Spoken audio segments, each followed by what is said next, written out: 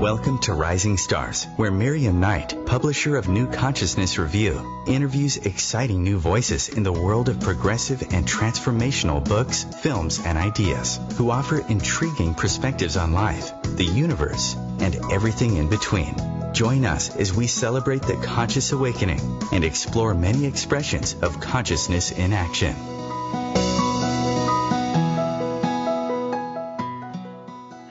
Hello, everyone, and welcome. I'm Miriam Knight, and I have two fascinating guests with us today, Ron Meyer and Mark Reeder. And we will be talking about their equally fascinating visionary novel, The Adam Enigma. Ron is a successful novelist and movie and TV screenwriter and producer. He wrote and produced 4 feature films, and his educational TV programs have appeared on PBS national television and include the best-selling DVD, The Great Indian Wars from 1540 to 1890. Ron has a 4th-degree black belt in Aikido and is a world-renowned fossil collector. Mark Reeder works as a writer and associate television producer, and his programs have appeared on PBS national television as well. He is the prolific author of short fiction, including a young adult fiction series known as the Mark Holiday series. Welcome, guys. I'm so glad you're with me today. Greetings. How are you doing? Okay. Thank you for having us. Oh, you know, it's not very often that I get to read a novel. Usually we focus just on nonfiction books.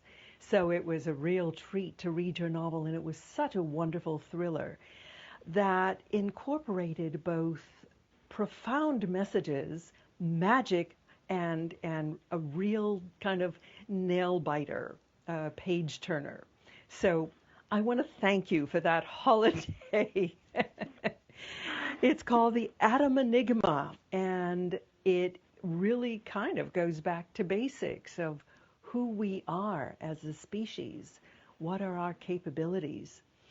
What gave you the idea for this novel? Well, this is Ron speaking. I produce educational series and entertainment series, and a couple of years ago we did one on miracles, and part of the idea was, you know,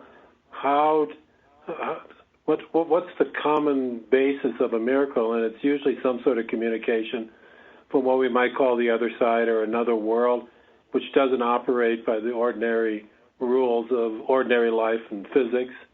And then I did a series on human geography and its power, the power of place to transform and transcend. And it's an interactive thing between people and place. So combining those two, I got paid to do the research, which triggered the idea of let's look at sacred places, which is part of both the world of miracles and the world of human geography.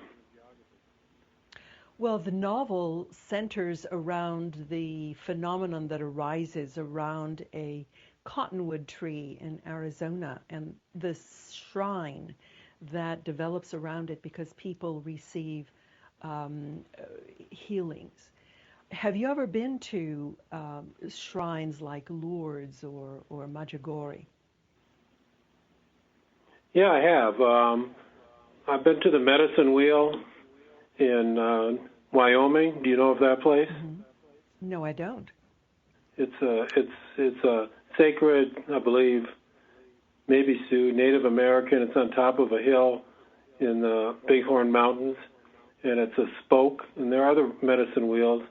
And I went up there once and had quite an experience. I've been to the Jokan in Tibet, and that was a very profound experience I had there. The Monroe Institute, are you familiar with that place? Absolutely, in Virginia. So the minute I walked onto those grounds, I shifted into another state. So one of the ideas we're playing with is that when you cross a threshold into one of these places, you know it. How about you? Have you had a few? I had an interesting experience in Bethlehem. I went to the Church of the Nativity, and in front of the church, in the portico, there's a big slab upon which it was legend attached to it is that this is where Jesus's body was laid out to be washed in preparation for his burial, wrapping in the shroud.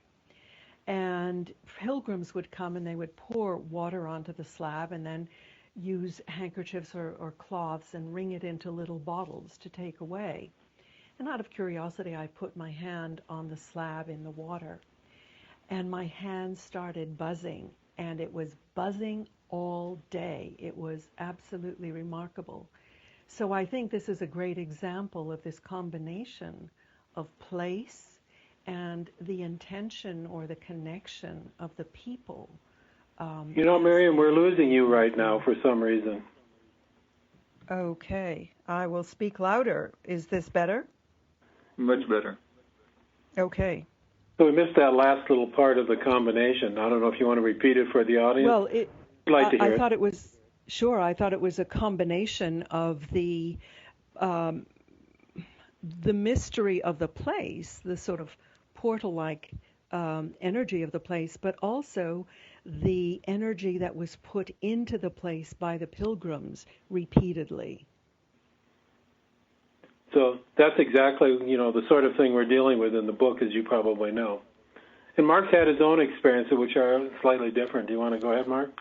Well, yeah, my experiences, since I'm descended from Native Americans on my father's side, my experiences are more like visiting Harney Peak or Mount Shasta or the Medicine Wheel, and having that profound experience, much like what you described, where there's a feeling of a doorway that allows you to step into a different place or a different world and receive some sort of intelligence from that world, whether it's a teaching of some kind or just a feeling that describes something that you need to do in your life.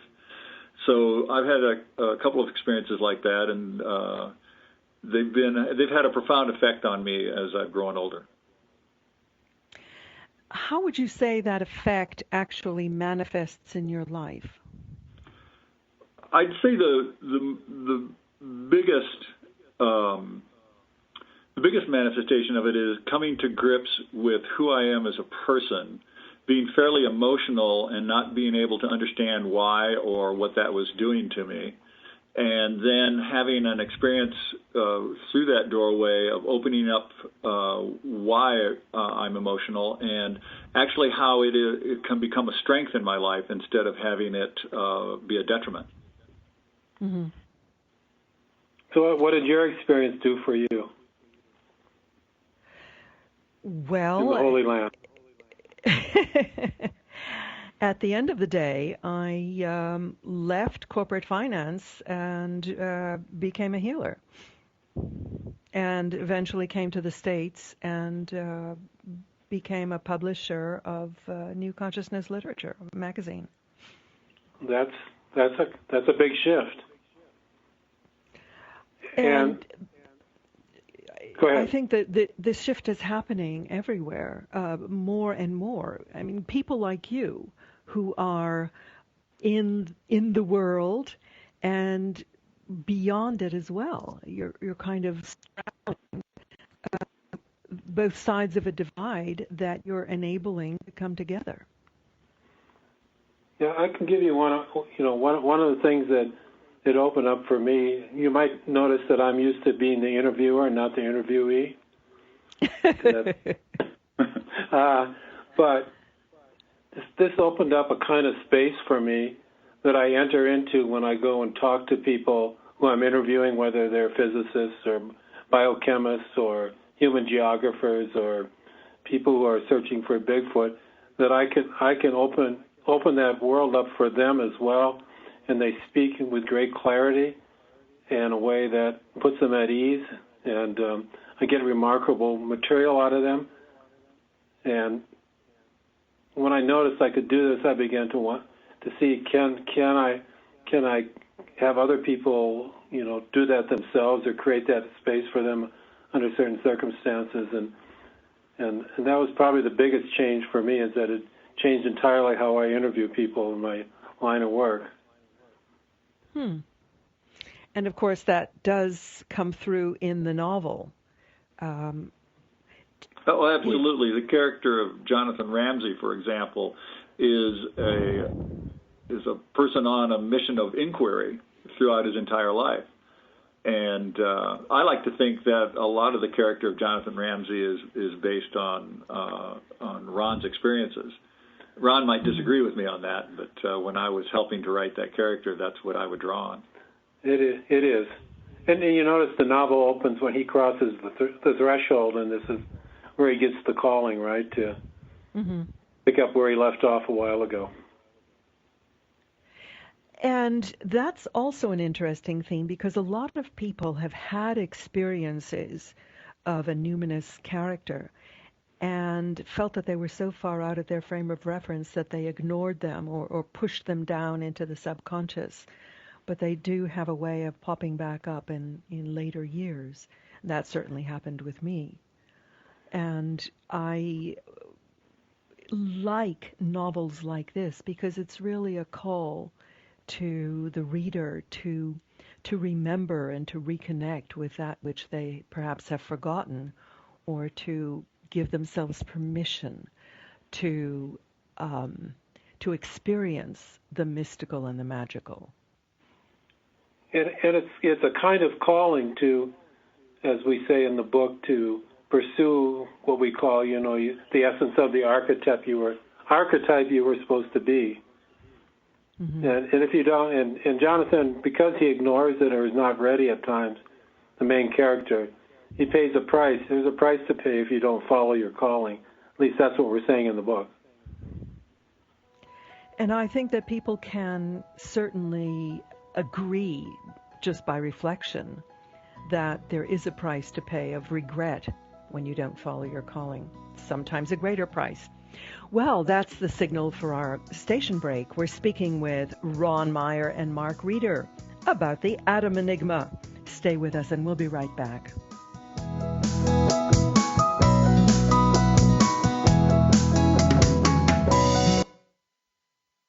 Your conscious lifestyle on steroids. OMTimes Radio. IOM FM. Humanity Healing International is a small nonprofit with a big dream. Since 2007, HHI has been working tirelessly to bring help to communities with little or no hope. Our projects are not broad mandates, nor are they overnight solutions, but they bring the reassurance that no one is alone and that someone cares. To learn more, please visit humanityhealing.org. Humanity Healing is where your heart is. Hi everyone, this is Shay Parker, the host of Best of the Best, which airs live right here on IOM Radio every Tuesday night at 8 p.m. Eastern and 5 p.m. Pacific. I'm super excited to bring you expert guest hosts, spiritual discussions, free psychic readings, and so much more. I can promise that you will not want to miss this one-of-a-kind, fun, yet touching, down-to-earth show. Join us every Tuesday night at 8 p.m. Eastern, 9 p.m. Pacific on OTR-FM. This is Shay Parker, and I can't wait to see you there.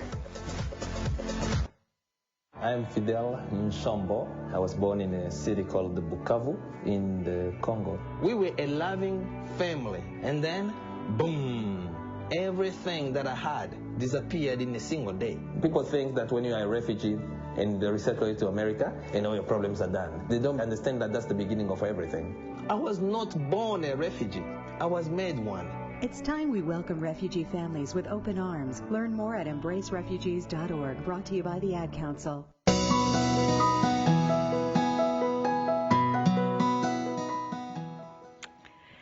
Welcome back. I'm Miriam Knight. We're speaking with Ronald Meyer and Mark Reeder. Guys, in the book, you have a very interesting character who pops up in many different guises. He's kind of an archetype. Tell us about him and why you chose this character and how you decided to portray him. So there is this idea that these synchronicities and coincidences occur in your life. Probably everybody's had these. Mm-hmm. And we wanted to put a face on them, and that this character or these events that occur that arise spontaneously and they don't follow the rules of normal physics in the normal world are represented in virtually every culture's literature. And Mark, you want to describe Hermes and the different forms we put him in?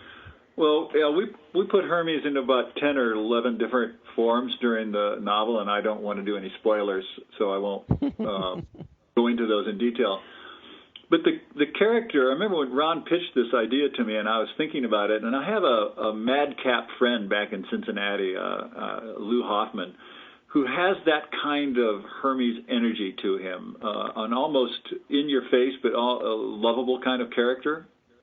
Mm-hmm. And so I started thinking about Lou and Hermes, and sort of based the Hermes character on my friend Lou. And the result was that we developed a sort of magical realism that goes with the Hermes character that allowed the novel to literally enter the other world through him and through his actions. Well, why don't you give us a couple cases where he shows up in two different forms? Well, there's the first time anybody meets, and he shows up as a woman at least once. He shows the first time we meet him, he's at a Society of Creative Anachronism event in New York City, and he's playing a foot soldier in an army. So what he does there is directly part of his role playing this character. Then we meet him again later on. He's in a gay bar in Austin, and so you can see that we have this character is able to transcend from a medieval type anachronism to a modern day world event, or part of the modern day world in Austin. And that's what made this character extremely interesting to me for writing, especially for describing him or also doing his dialogue. So he's also known as Loki, or the trickster, and his job is always to take people across the boundary between the two worlds or bring messages from the other side to this side. And these messages are often very challenging to accept. How do you think that people can be aware when, because as you say, this is an archetype, how should people react to these interventions? Recognize them for what they are. That's an interesting question. You know, a lot of people think that a lot of spiritual practices is exactly creating the ability to become aware of these things when they occur. You're familiar with the famous one that Jung wrote about when this woman was unable to communicate, and she was just in a great depression. And then she told the story, I believe it was, of a particular sort of beetle that was in her dreams. And in that moment, a beetle just like that flew into the room and landed on her or something like that. And that woke her up and completely changed her. Mm-hmm. So this is an interesting example of how something like that happens and then transforms you. So my own sense of it is that as you become, the more you do this, the more you become aware of it. One of the things that we wanted Hermes' character to do was to be a little bit out there as not only a character in a novel, but as this person who can help others transition. Mm-hmm. And we wanted that experience to be unique for each person. So we tried. That's why we tried to make the Hermes character be different so many times, so that any reader who read the book could, at some point, we hoped, could look at the Hermes character and say, "Oh, now I get it. Now I understand what's going on." And it's also a force that's moving things along, moving along the evolution of us, of our consciousness. It's a gateway to that experience and the drive that's occurring in the universe. Do you understand that idea? Yes, you also had an interesting comparison of free will and destiny. I think that comes into play here as well, doesn't it? Okay. So Mark Twain was famous as a person who believed in destiny and fate, and yet he railed against it his entire life because he disliked the idea that we were fated to do things. So you can take a look at the character of Jonathan Ramsey, for example, and he honestly believes he has free will, and in a sense he does have free will because he has the ability to reject his calling, whatever it is. But the calling also has free will, and so the calling is going to say, I'm not going to let you off that easy, and makes it more difficult for him. So in a sense, you can look at something as being fateful or has karma behind it or directionality, really. Directionality. But also, we do have the ability as humans to ignore that or to reject it at our peril sometimes, but we still have that ability to do so. You know, it's the basic calling to the hero's journey. You get the calling and you go to the other side and you come back with the wisdom, ideally. But often you don't get the calling, and that calling is probably the fate side of it, and what you do with it is your free will. You might also say that destiny. We're playing it. You might also say that destiny is the destination, and how you get there is your free choice. I like that. That's a nice way to put it. Well, we're going to have to consult with you on the next book. So I'd like to have Mark read something to you from the book that kind of capsulizes, the essence of what we're doing. Is that okay? We got time? Sure. Yeah. This comes a little bit later in the book, but I don't think it's a spoiler. Ramsey is actually... Ramsey's the main character. Jonathan Ramsey is in a church, and he's just had a interesting experience in the church, and a young woman is talking to him about it. I know what happened, she said. I could see it. You felt the love of Jesus. He's been holding the door open for you to the other side your whole life. It's like your sacred places, the thin places to transcendent that Thomas Merton talked about. That opening to the other side, that's what lingered after Jesus died. He's not alone, you know. There have been many others through the centuries. Zoroaster, Moses, Buddha, Muhammad, Baha'u'llah, Wesheba, and then it goes on from there.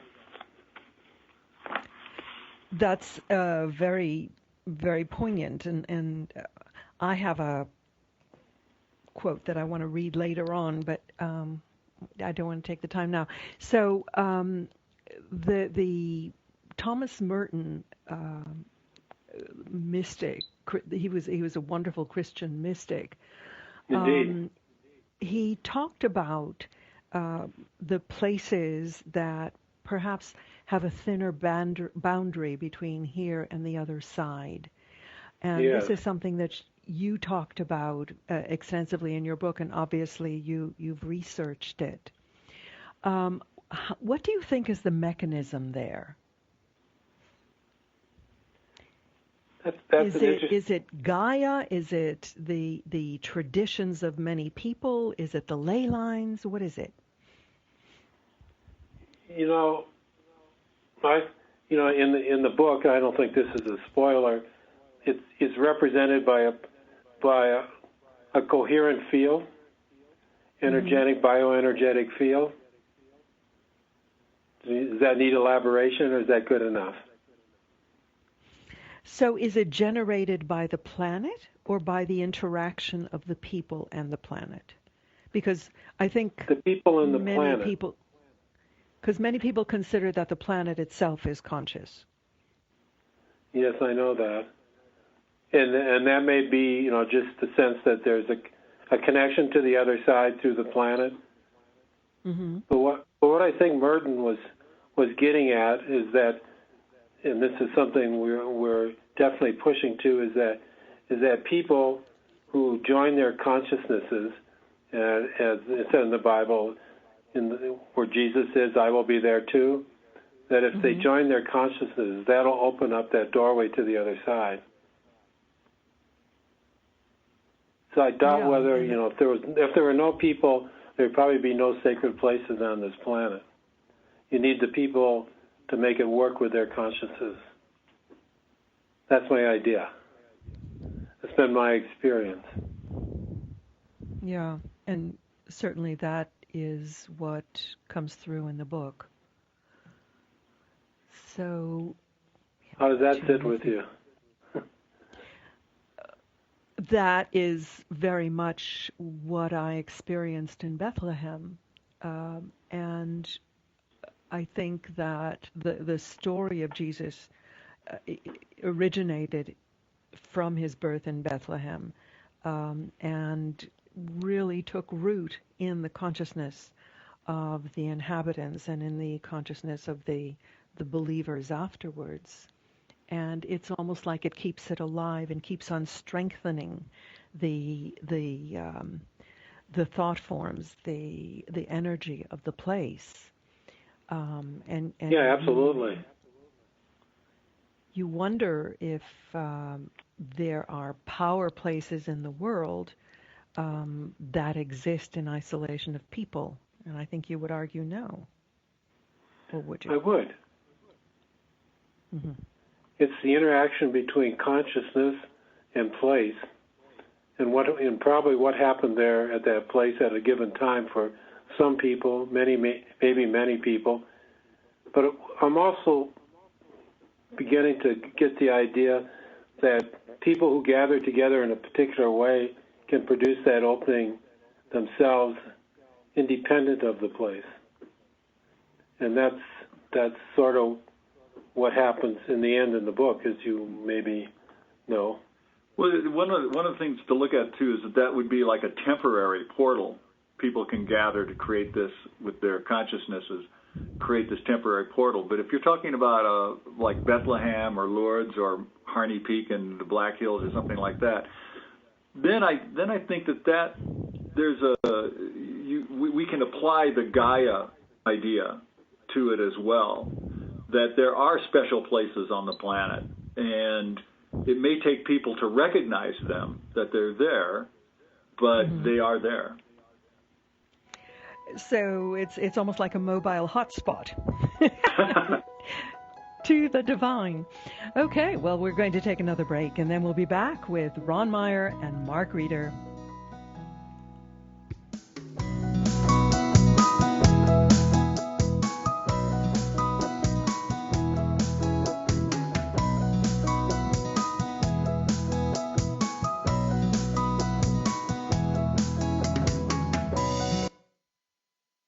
Free your mind with OMTimes Radio, IOM FM. Ascending Hearts is no ordinary dating site, but a spiritual dating site with a purpose, to link you with your soulmate. We engineer the serendipity so you can trust that you will attune with someone that has the same matching vibration as you. Ascending Hearts, the conscious dating site for the spiritually aware. Try Ascending Hearts for free, ascendinghearts.com. Grab a cup of tea or a glass of wine and tune in for Inspired Conversations with publisher Linda Joy on Tuesdays at 2 p.m. Eastern. Linda creates sacred space for leading female luminaries, empowering authors, heart-centered female entrepreneurs, coaches, and healers. A soulful venue where guests openly share the fears and obstacles they've overcome, wisdom and lessons learned, and the personal journey that led them to the transformational work they do in the world. Inspired Conversations to empower you on your path to authentic, soulful living.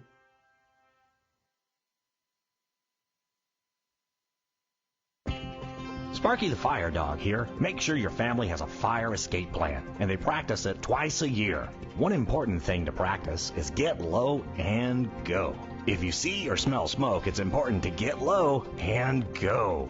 Protect your family from fire. For more information, visit sparky.org. We want to keep you, your family, and your community safer from fire. This message brought to you by the National Fire Protection Association and your local fire department. Visit sparky.org.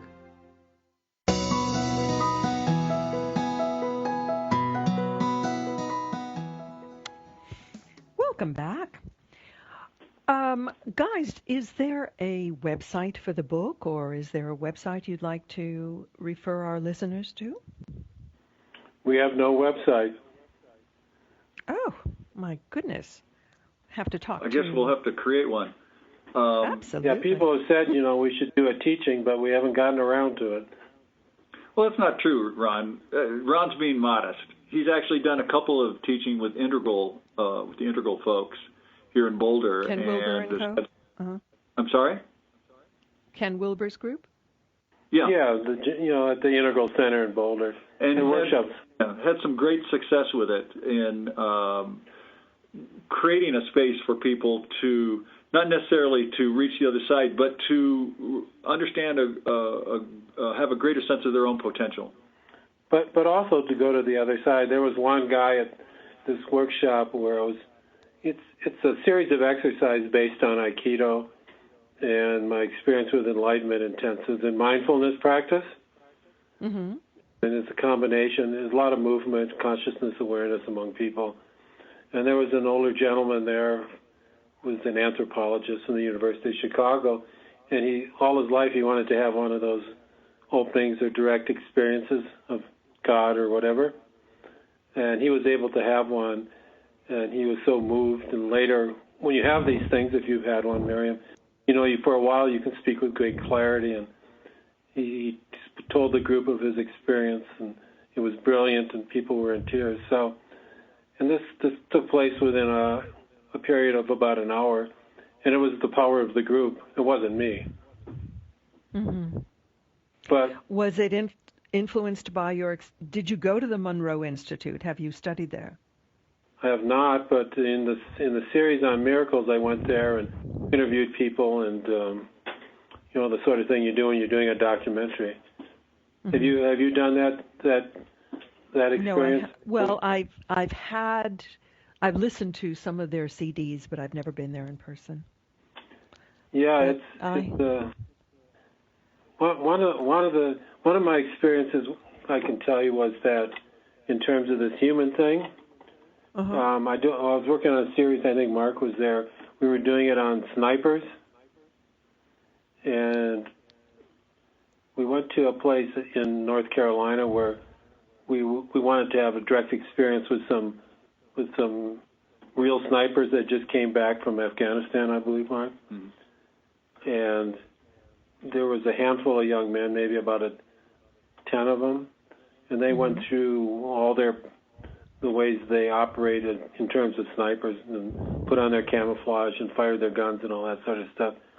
But I quickly moved into this altered state that was very equivalent to the ones I had at the Medicine Wheel and at the JoeCon.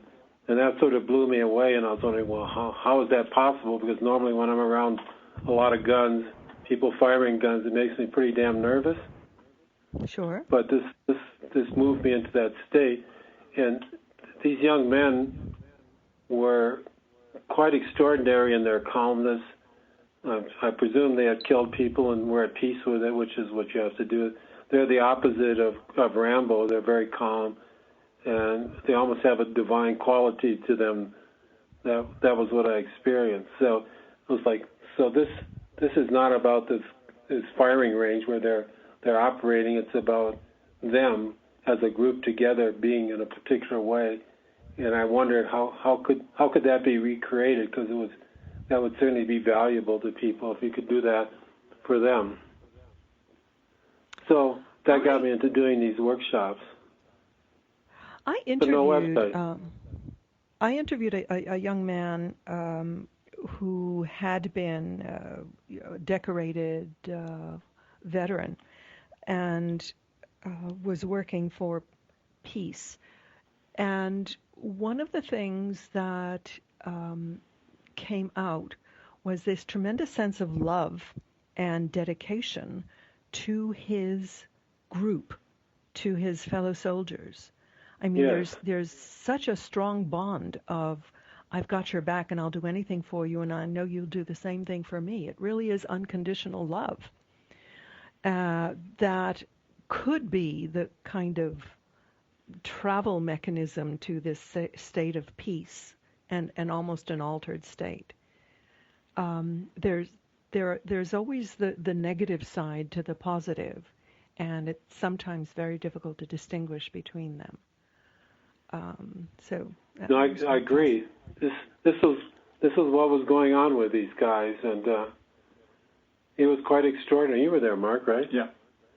And they were really good at what they do in terms of how they camouflage themselves, how they use their weapons. So, I mean, if somebody wanted to have a workshop, I suppose they could contact you, right? Because you know how to get a hold of me. Yeah, sure. I have your email, but I will guard it. Unless somebody wants to contact you. So, Aikido is a fascinating martial art, and it also has a lot to do with love, doesn't it? Its basic premise is that the conflict can be resolved in such a way that, let's say, the enemy or the adversary can come out safe and you can come out safe. They call it Aiki. It's a kind of relationship between two people in which that happens when there's negative energy at play. Mm-hmm. Does that make sense? So somebody's attacking me, throwing a punch, and I can see that that's going to happen. I could move to punch them or kick their leg and cause them a great deal of pain. But is there a way that I can resolve this so that their energy gets dissipated, I don't get hurt, they don't get hurt? Mm-hmm. Some of that can be done even before my own experience with this in third world countries and in settings like Blue Island, is that you can diffuse that by entering into that sort of space that I was telling you about. That I use when I interview people. Yeah, that's so interesting in light of the present political spectrum, political scene. Instead of trying to redirect violence, people are using it against each other, and it really gives me great concern for the future of our country. Yeah, I almost had a chance to go interview Trump. I wish I would have liked to experience him. I really would have. What did you interview these people for? You mean that's what I do? You know, I'm a documentary film. I know. Was it for a particular documentary, or do you just sort of stockpile them and then create the documentary afterwards? Oh, no, it's always a project. You know, it's a design project. Like, we just finished one on behavioral science. Oh. So I get to talk to some of the smartest people in all these fields. And as you know, with the media, you have a certain leg up on people. Sure. Because of its cachet. Yeah, one of my favorite jobs ever was when I worked as a university matchmaker. I was matchmaking between university researchers and industry, and I went around, plunked myself in front of a scientist of my choice, and said, "Okay, tell me about your work." It was a dilettante's dream. And did you learn something?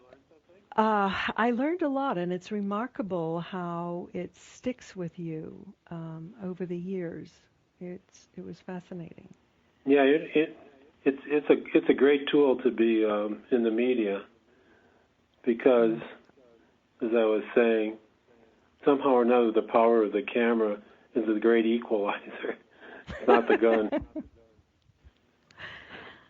You know, people who have made great discoveries, you know, saying, "How do I look?"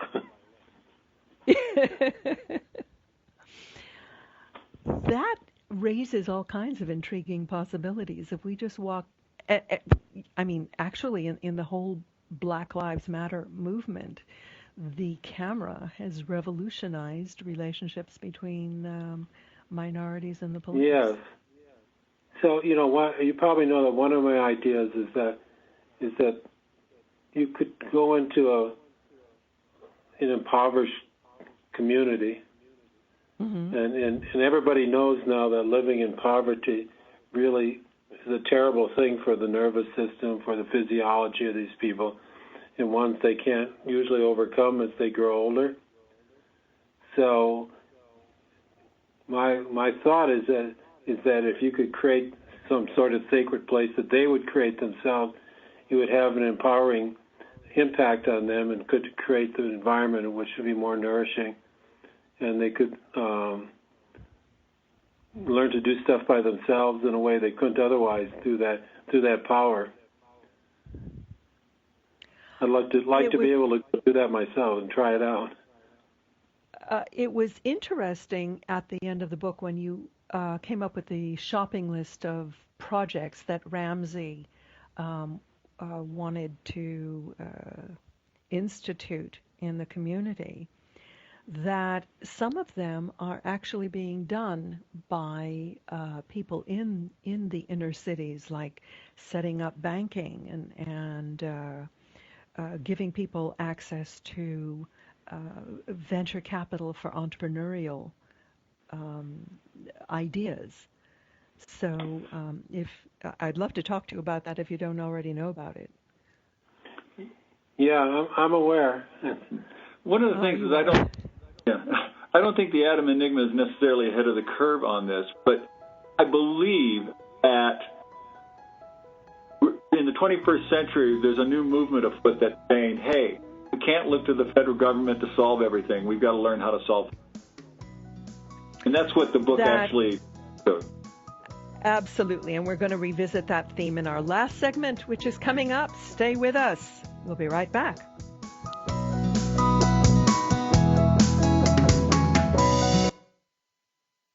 Bringing you the best of the conscious minds in the world. OMTimes Radio, your conscious lifestyle on steroids. Being a radio host on IOM FM allows you to build your show on a rich platform with the power of the internet to fulfill your outreach goals and connect with a very specialized and global online audience, unlimited by time and distance. OMTimes Radio will provide you with web relevance, a recognizable conscious brand, and with the standard of excellence that has accompanied every single OMTimes endeavor. Host your show with OMTimes Radio Network.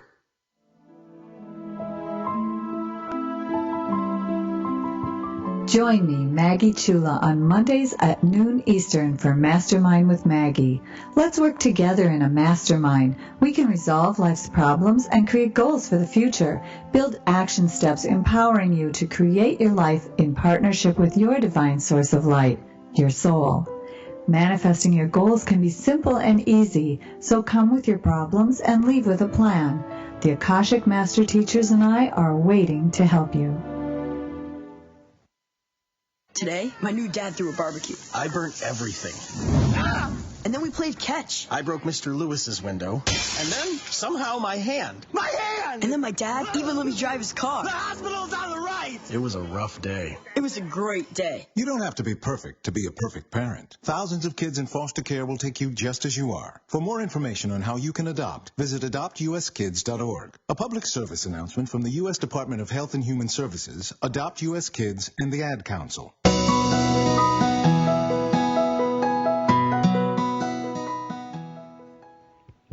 And we're back. And your last comment was a perfect segue to this passage that I wanted to read from your book, where the Loki, Hermes figure, is speaking to a group of Gnostics and saying, quote, "What have you done with your God-given experience since you joined? You sit here smiling like inhabitants in the land of the lotus eaters. You chant Amen in sappy tones, eyes half closed, unable to see what's happening. You people don't get it. You must understand that this is the way it has to be and always has been. Stop trying to create harmony, peace, and tranquility. You experienced a gift from Adam, and now you're closing the doors he opened for you. The doors that took you across the boundary to the other side. A crossing that you must take again and again. Understand that it's never quite right, never completely safe. You are never complete. It's from conflict that all new and good things come. Accept it. Only then can you create a sacred space right here. Well, I thought that was so powerful and so appropriate. How did you come to that realization? So there's a Hafez poem. He's an Iranian poet from the I believe the 11th century that I just found. Something you mentioned earlier made it had it come to mind. At any rate, he basically says the same thing. Even if our world is turned upside down and blown over by the wind, if you are doubtless, you won't lose a thing. So in times of conflict, if we can keep our faith, we will find the way through and we won't lose anything. And this is this is another one of the themes in the book about if you have this experience of going to the other side, don't put it on the shelf. Use it. Mm. It does, I think what it means, what we're saying there, is that things aren't going to always work out for you. And that they don't, that's not a failing. That's the way it's supposed to be. That was one of the biggest realizations I had through some of the openings I had, is that this is just the way it is. And how many times have we all you probably had that experience? Too. It's a different way of looking at these little troubles. Go ahead. Sorry. Well, that when we look back on it from a certain perspective, we see that it was the best thing that pushed us on to the next stage of our own evolution. Yeah, it's messy. Life is messy. It's darn messy. But I'm highly optimistic. But what do you think is the purpose? What should we be looking for? Should we be looking for transcendence? Should we be looking for engagement in the messy, dirty world? You're looking for those signs that will temporarily move you forward, and then the hero's journey is, from my understanding of it through Campbell's, is something you do over and over and over. You go there, you get some insight, you bring it back into the world, you do something with it, and then it calls you again and you do it again and again. It's an endless process from what I can see. It's not like you arrive someplace where, this is it finally. I'm going to sit on the and sing Kumbaya. You notice that almost all these movies that have this kind of spiritual transcendent theme to them get to the point where they don't know how to end it, and that is they don't know what's next. Well, there's always something that's next. It's never done. That's pretty clear. That's the case to me, anyhow. Barbara Marx Hubbard, in her book on conscious evolution, has this diagram of a spiral. You keep on coming around, but at a higher level of consciousness. Yeah, I mean that's the basis of the whole integral theory, right? Yeah. That Wilbur expounds that it's an ever-growing spiral up to higher levels of consciousness, and the question is, are you discovering these or are you creating them? And that's part of, from my point of view, is that we're like following this course, we're creating what's next. We're not discovering it. So we have a great purpose. So part of my take on this is that life is engagement. And my own personal experience in it is working with a low and moderate income housing development here in Boulder. Me and a group put together an organization called the Maple and Home Association, and brought the members of that group together in a way that they could manage their own mobile home park where they lived and have the right to buy it. at some point, the group that I was a part of that helped with this, the leaders of that group, myself included, we had to just let that go and move on to the next engagement that was in our lives, and let the mobile home park residents run that organization themselves. To have stayed just with that one project would have, instead of being in a spiral moving upward, would have been just simply moving in a circle in the same place. So I think it's a process of engagement, and then, as you mentioned, the spiral, and then as you move up the spiral, you move to another new engagement. And if you know in the book that, without introducing the final spoiler, we do sort of answer the question when we discover what Jonathan discovers about what he should be, and what Adam discovered as to what he already became, right? Mm-hmm. So if you read the book, you'll get an answer to that question to some degree. Maybe a complete answer. Can I push can I promote the book slightly and saying you can buy it on Amazon right now? I don't think anybody had any question in their mind but that it was available on Amazon, the 800-pound gorilla. It's also available at your local bookstore with probably 24 to 48 hours notice. So do not turn your back on your local bookstore. And actually, I really think that it is worth plugging this book because it was such a fun read, and it really provided a lot of food for thought. So, well, we certainly had a lot of fun writing it, and it took about 1.5 to 2 years to finish it, and a lot of drafts and a lot of introspection, personal and together as a writing team. So we very much enjoyed the process. Was this your first collaboration? It's actually one of many collaborations. We've written about 5-6 novels together, and I believe this is the 6th. Yeah, this is the 6th one we've written together. Well, as they say, when two or more come together in my name. So do you find writing together a very different experience? Is the end product something that neither of you could do alone?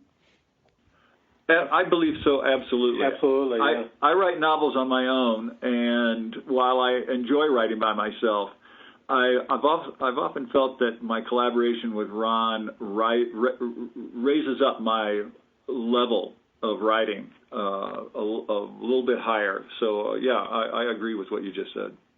And I write a lot of media on my own, as you might imagine. Mm-hmm. So... Do you have a current project that you're collaborating on? We're starting one, not to put the cat out of the bag or anything, but Ron's recent experience following Bigfoot followers across the United States has us leaning across the lines of a novel involving Sasquatch.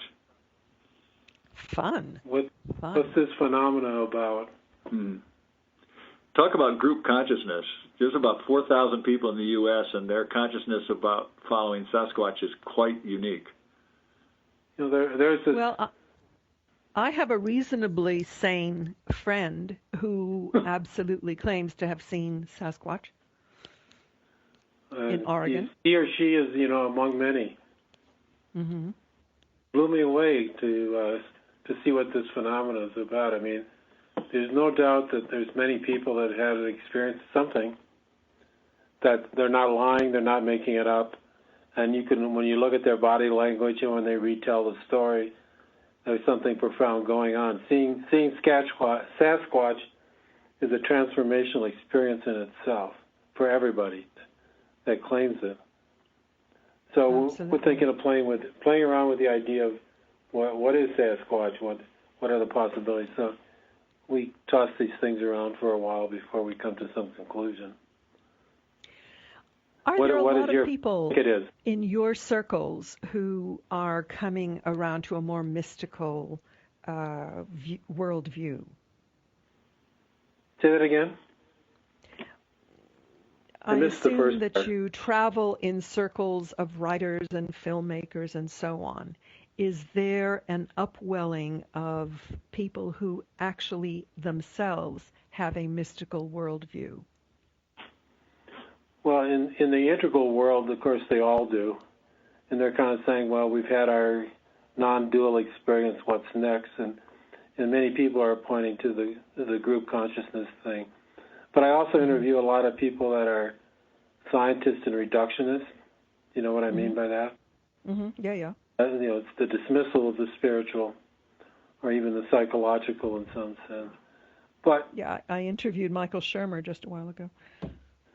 So I encounter that too. And after I'm done, I usually get into a little debate with them about, their reductionism. And I'm beginning to see that they're beginning to say, well, maybe there is something else here because we can't quite explain everything. So I see a little shift going on there too, which is very positive in my mind. And well, I think there's a larger thing happening. Consciousness. Mm-hmm. I think there might be a larger thing happening in the U.S. right now. The baby boomer generation is all coming of age, and they're the richest generation in history. And yet, now they're coming of age and retiring. They're looking for something new. They're looking for something other than just satisfaction of a good job and a lot of money. Absolutely. Well, so this is a new phase for us. We're going to have to leave it there, guys. It's The Adam Enigma, a novel by Ronald Meyer and Mark Reeder. Don't miss it. You will really enjoy it. Hey, thanks for having us on. Thank you for being with me. Thank you. Hey. And join us next week. I'm Miriam Knight for New Consciousness Review. Thank you for listening. Goodbye.